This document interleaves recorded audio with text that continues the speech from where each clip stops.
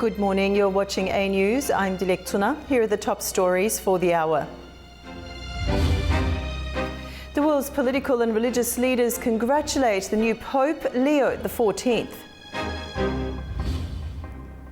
During a visit to Kyiv, European ministers are to endorse a special tribunal for Ukraine.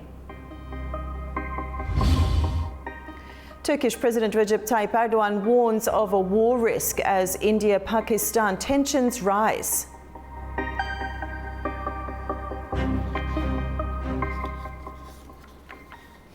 Robert Francis Prevost has been elected as the new Pope. The 69-year-old becomes the first American to lead the Roman Catholic Church. A senior cardinal announced to crowds in St. Peter's Square that he's taken the name Pope Leo XIV. He now becomes the spiritual leader of 1.4 billion Catholics across the world. Our Maria Rodriguez Abalde reports more from the Vatican. Cardinal Robert Prevost elected Pope, and this is the first time an American will lead the Roman Catholic Church. The 69-year-old new pontiff appeared at the balcony in St. Peter's Basilica saying, "Peace be with all of you." He chose the name Pope Leo XIV. He thanked his fellow cardinals for selecting him and he spoke in Italian, Spanish and Latin. Having spent years working in Peru, he thanked his former diocese in the South American country. Also, he spoke warmly of the late Pope Francis and concluded by leading the crowd in prayer. He appeared after white smoke streamed from the chimney atop the Sixtine Chapel, signaling the 133 cardinals inside had elected a new pope. Church experts had named other possible candidates and had not expected an American to win the papacy, but this is the reality. Robert Prevost got the support of at least 89 cardinals during this conclave. Prevost was born in Chicago and ministered in Peru before leading the Vatican's Office of Bishops. And the big surprise, because new Pope Leo XIV spent years retreating criticisms of Trump policies. Maria Rodriguez Abalde, A News, Vatican. The appointment of Pope Leo XIV, the first American to lead the Catholic Church, has stirred a global wave of emotion and unity as Catholics worldwide respond to the historic moment.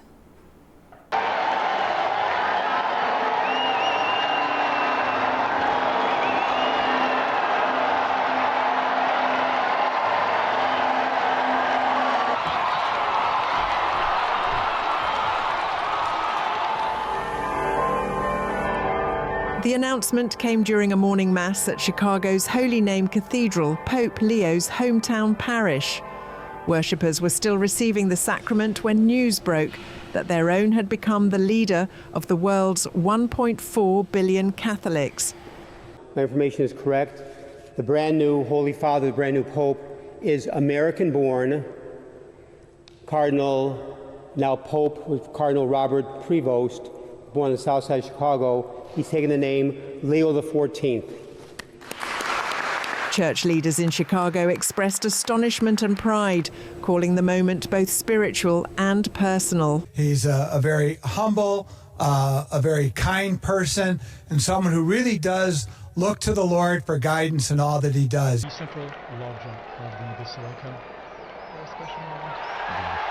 In Washington, clergy emphasized Pope Leo's ability to bridge continents, pointing to his time as a bishop in Peru. Now, also bishop in Peru, you have a mix of both worlds, Latin America, America. Outside St. Patrick's Cathedral in New York City, the news caught many by surprise, but sparked hope. And when he was announced and getting to see how warmly he was received by the individuals there, I thought it was very promising, and I think that Pope Leo is going to have a tremendous tenure as Pope. In Los Angeles, the city's Archbishop highlighted Leo XIV's Latin American ties, seen as essential for a region deeply rooted in Catholic tradition. He talked about the need to be a missionary church and the need for everyone in the church to be missionaries, proclaiming the love of Jesus Christ. In Rio, Brazilian Catholics praised Leo XIV's spiritual depth and independence. that he will not succumb to ideological narratives and bring the word of Christ to the whole world.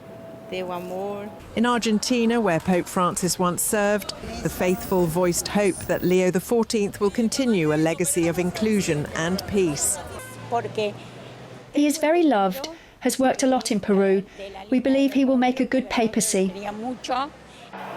At St. Peter's Square, the crowd erupted after a brief pause when Cardinal Prevost's name was announced.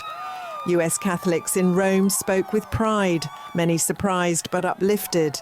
It's a big surprise and a big blessing for the church and for the church in the United States also. He's a missionary, he's a religious from the Augustine order, and he has a lot of deep spirituality for the Holy Church. The ripple effect reached Australia, where Catholics welcomed the promise of continuity and youth. I hope he does carry on with Francis's legacy of inclusivity, particularly, and also, you know, making the church appealing to young people. I think that would be really, really lovely to see. Pope Leo XIV was elected by a 2/3 majority of 133 cardinals after the death of Pope Francis last month.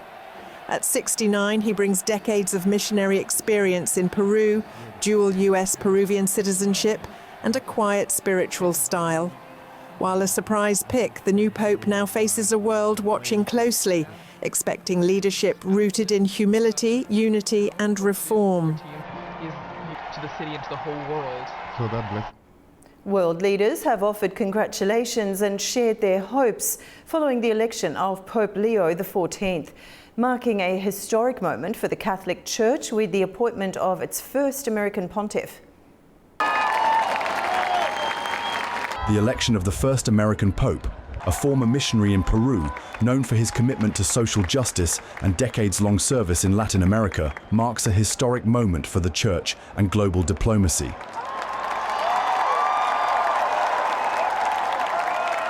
In the United States, where Pope Leo XIV was born in Illinois, reactions were swift and emotionally resonant.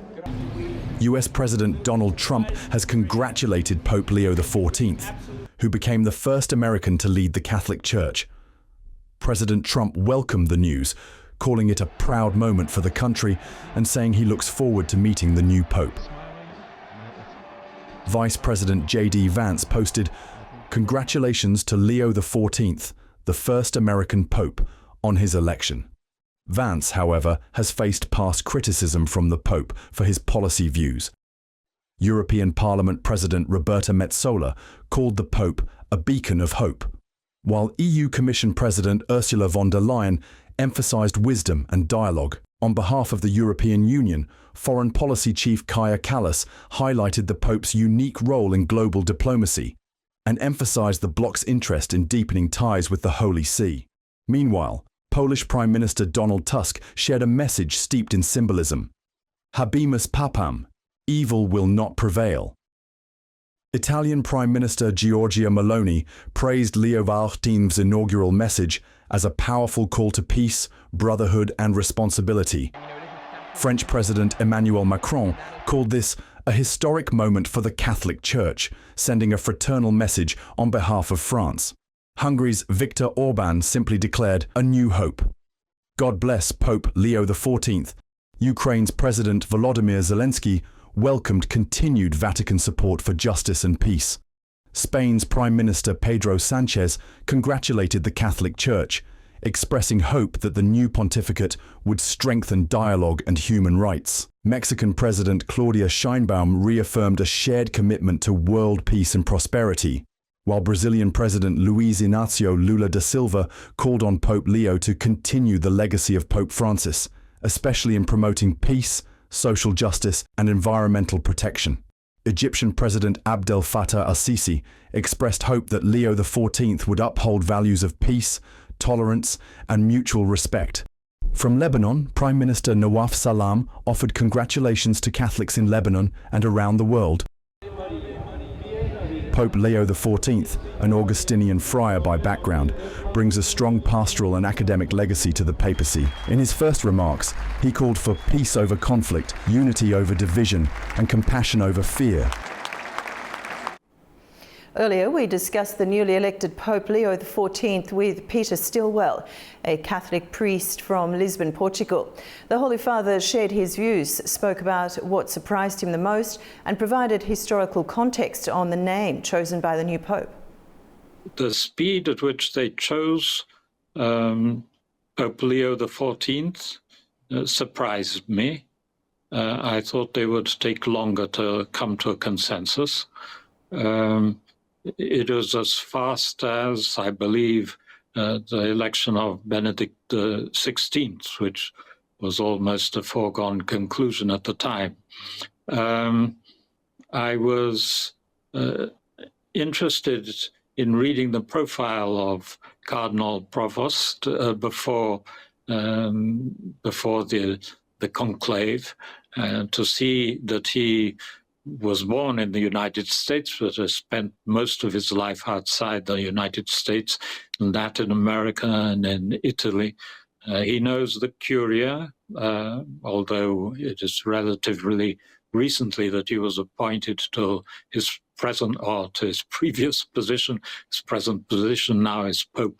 So that is interesting, that he has a view of the world and of the Church which is open to well beyond the Western Hemisphere, and that is important. The choice of a name, Leo XIV, surprised me. I would have expected perhaps an unexpected name after Francis, but perhaps it makes sense to choose one of the classic names. Leo, we are now the 14th Leo. Leo XIII was very important in the 19th century to bring the Church into a world after the popes had lost their pontifical states, their papal states, and that had been a big shock at the time of Pius IX. And it was Leo XIII who opened a sort of a new period in papal service to or ministry by namely Rerum Novarum. We all remember the first papal encyclical on social doctrine, which is certainly one of the reasons that Pope Leo XIV has chosen his name. We also discussed the new Pope and his political significance with Ambassador Gustavo de Aristegui, a former diplomat from Madrid, Spain. Ambassador Aristegui shared his insights on the importance of Pope Leo XIV, explaining why, in today's global context, he's one of the most significant figures in the world, and how the Pope's influence extends beyond the Catholic faith. Well, I do think that this is very good news for many reasons. I think that Pope Leon XIV is in many ways a representative of the new world. He is the son of an American father and of a Latin American Spanish mother. He is, of course, of descent of Spain. His mother was of Spanish descent. Speaks perfectly, of course, English, Spanish, Italian. Has been a member of the Augustine order, which is devoted to helping the poor and to education. And his first message has been very clear. It is a message of peace. It is the most repeated word in his first speech and in his first blessings. I think that this is a very good message. I think that this is going to be a very mainstream centrist pope that is going to be able to unify the Church. And let's be very clear about one thing. It is not about the 1.4+ billion Catholics in the world, or even the many Anglicans, Episcopalians in the United States, for that much, that feel closer and closer to the Catholic Church. It is many Christians that being Christians of different faiths. But even I can tell you that I have members. I am married to a Moroccan lady, and she's a Muslim, and my family in Morocco is Muslim, and many people of my entourage, friendships, family, are practicing Muslims, and they already had a great deal of sympathy for Pope Francis, and I see they have been following the news coming out of Rome, the Vatican, and the election of this Pope avidly, vividly, with great interest, even more than many people that are members of the Catholic faith. And this has showed me one thing that is very, very clear, that no matter what kind of person you may be, nationality or religion, the significance and the importance of a pope goes beyond the faith, the Catholic faith. The figure, the person, the leadership, the significance of a pope of the Catholic Church, as I say, is of global value or of global influence. A lot of people are going to be looking to Leon XIV and his messages in a moment of great geopolitical instability and uncertainty. Ukraine will host a high-level gathering of EU foreign ministers on the 9th of May in a symbolic show of unity and defiance as Russia marks Victory Day. During the visit, ministers are expected to give final political endorsement for establishing of a special tribunal for the crime of aggression against Ukraine and announce a €1 billion fund to boost weapons production inside this country. EU Foreign Policy Chief Kaja Kallas said the move is aimed at ensuring long-term military support and legal accountability. She added that on Europe Day, those who truly support peace should be in Ukraine, not Moscow. Ukraine says Russia violated a 72-hour ceasefire declared of Moscow's military parade. Russia, in turn, says Ukrainian forces carried out numerous strikes over the same period. Ukraine has accused Russia of violating a 72-hour ceasefire declared by President Vladimir Putin ahead of Russia's annual May 9th military parade. According to Ukrainian officials, the ceasefire, which was meant to begin at midnight, was breached within hours. Ukraine's Foreign Minister Andriy Sybiha called the truce a farce, claiming Russian forces carried out 734 ceasefire violations and launched 63 assault operations across the eastern front line, with some ongoing. Despite a brief drop in drone and missile strikes, clashes persisted. A Ukrainian military spokesman confirmed Russian assaults in the east, and prosecutors said one woman was killed and 2 others injured in the northern Sumy region. There have already been 3 strikes in the 7 hours and 46 minutes of the ceasefire, so I don't have a concrete answer to this question. The facts speak for themselves. Meanwhile, Russia claimed that Ukrainian forces launched nearly 500 attacks and attempted to cross into Russia's Kursk region. President Volodymyr Zelensky said Ukraine had offered a separate 30-day ceasefire to give diplomacy a chance, but received no response from Moscow. Zelensky marked Victory in Europe Day, celebrated in Ukraine and the West on May 8th, by walking through central Kyiv to honor fallen soldiers.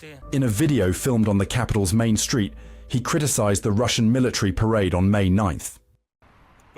The organizer of the mass graves in Bucha will speak about the atrocities of the Nazis, and the blockade of Leningrad will be spoken about by those who organized the blockade of Mariupol. There will be a parade of cynicism. There is simply no other way to call it. The Russian ceasefire coincides with the 80th anniversary of the defeat of Nazi Germany. President Putin is expected to host global leaders at the Red Square parade. Chinese President Xi Jinping is on a 4-day state visit to Russia at the invitation of President Vladimir Putin. This is to mark the 80th anniversary of the Allied victory in World War II. Following talks in Moscow, the leaders signed a statement to deepen strategic partnership between Russia and China. Chinese President Xi Jinping is in Moscow for events marking the 80th anniversary of the Allied victory in World War II. Xi is the highest profile guest among more than 24 foreign leaders attending this year's parade. However, his participation in the May 9th celebrations has drawn criticism.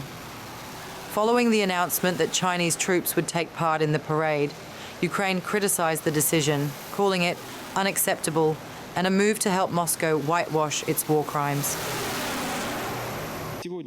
Talks between Russian and Chinese leaders focused on the Ukraine war, relations with the US, and energy cooperation. The leaders signed a statement to deepen their comprehensive partnership and strategic cooperation, particularly in countering Western influence. This marks Xi's third visit to Russia since the Ukraine war began, signaling growing ties despite increasing friction with the West.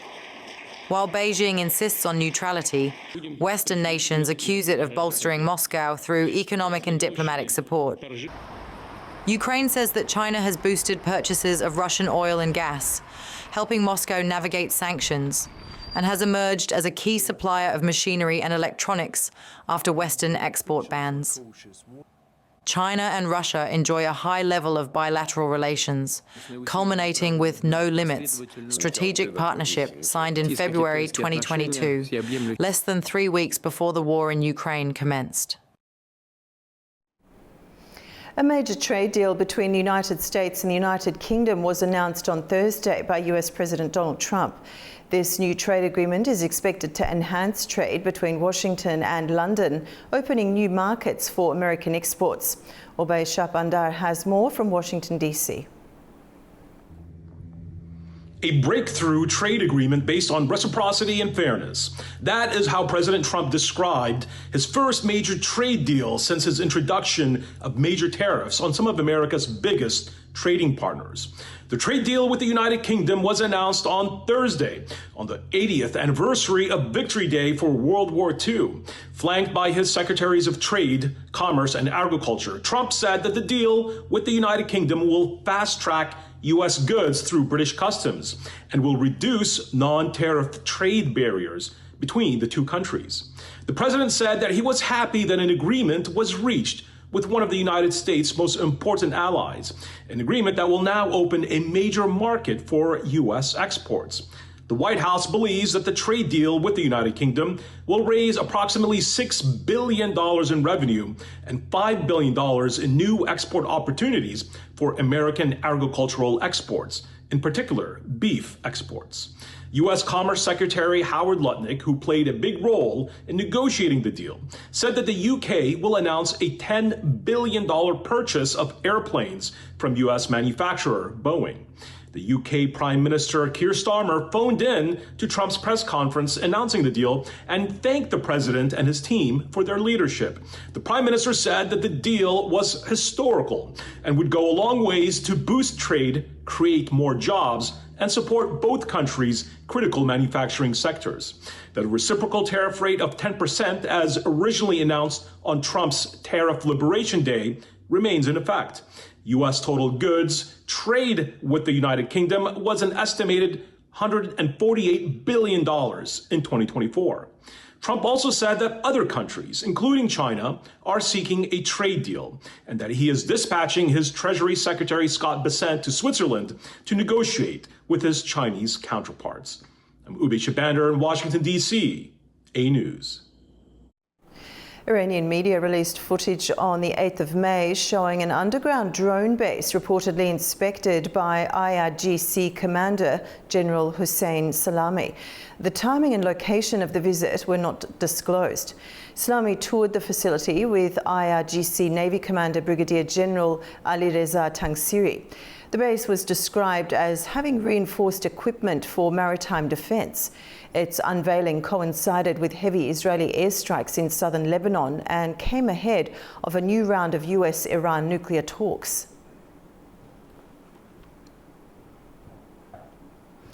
Tensions between nuclear-armed neighbours India and Pakistan have escalated dramatically following deadly cross-border violence in Jammu and Kashmir. Turkish President Recep Tayyip Erdogan has thrown his full support behind Pakistan's call for an international investigation into the recent attacks, warning the situation could spiral into open conflict. As both sides trade missile fire and drone strikes, world leaders are urging restraint.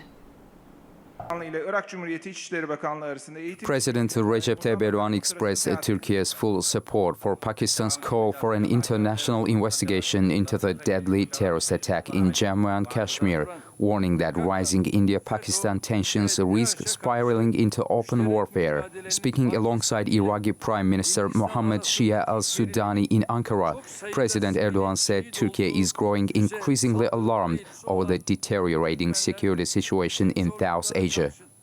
Pakistan ile Hindistan arasındaki gerilimin çok sayıda... We are concerned that the tension between Pakistan and India may escalate into a hot conflict due to missile strikes in which many civilians have been martyred. May Allah have mercy on our brothers who lost their lives in the attacks. Once again, I offer my condolences to the people and government of our brotherly nation, Pakistan. Bir kez daha başsağlığı diliyorum. Confirming that he spoke with Pakistani Prime Minister Shehbaz Sharif, Erdogan reaffirmed Turkey's commitment to regional stability and criticized those escalating the conflict. Türkiye olarak ateşe benzin dökenlerin olmasına rağmen Despite those who pour fuel on the fire, we in Turkey are making every effort to reduce tensions and open channels for dialogue before the situation reaches an irreversible point. her türlü gayreti gösteriyoruz. His remarks came after India launched Operation Sindoor late Tuesday, claiming it targeted terrorist infrastructure at 9 locations inside Pakistan. India has described the strikes as both retaliatory and preventative, following recent cross-border attacks. Pakistan says at least 31 civilians were killed and 57 injured in the Indian strikes and subsequent cross-border firing. In retaliation, Pakistani forces claim they shot down 5 Indian fighter jets and vowed further response. The situation worsened Thursday as both sides accused each other of shooting down drones, with some crashing in densely populated urban centers. Some of the countries in the Arabian Gulf also, who are close to us, and obviously they have a good relationship with India also, they have also advised that de-escalation should take place immediately. But India is making it, it's almost impossible. Every day there is an incident which raises the bar of conflict in the subcontinent. World powers, including the United States, Russia, and China, have called for calm. U.S. Secretary of State Marco Rubio spoke with both Indian and Pakistani leaders on Thursday, urging de-escalation and support for direct dialogue, according to the State Department.